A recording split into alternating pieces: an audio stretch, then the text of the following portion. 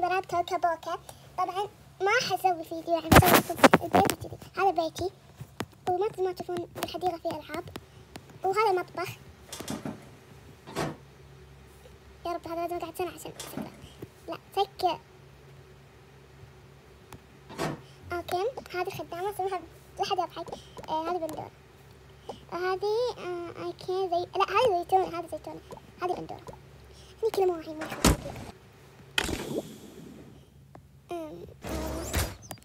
هذا الأخ الولد. أول شي بوريكم أكبر واحد. هذا الأب اسمه سعد، الأم اسمها فرح، أكبر وحدة ديمة. طبعا المتوأم هذول المتوأم.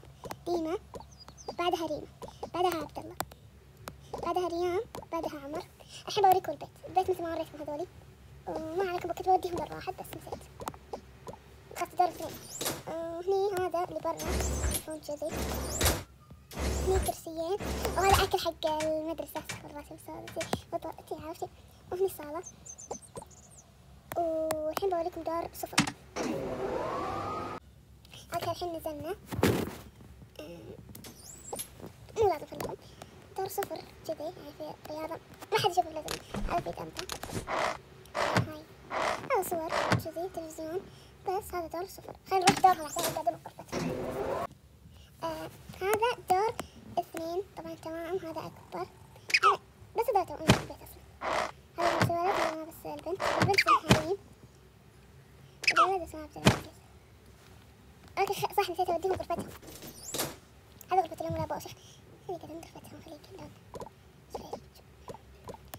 اوكي هذا مال الأم، وهذا شو اسمه مال الأبو، وهذا مال الأم المكياج، هذا ملابس الأبو، هذا الحوض ملابس الأم كلها، ملابس الأبو. هذا الحمام، هذا يعني غرفتهم، هذا ألعابهم، هذا صلاتهم مع بعض، هذا ملابسهم.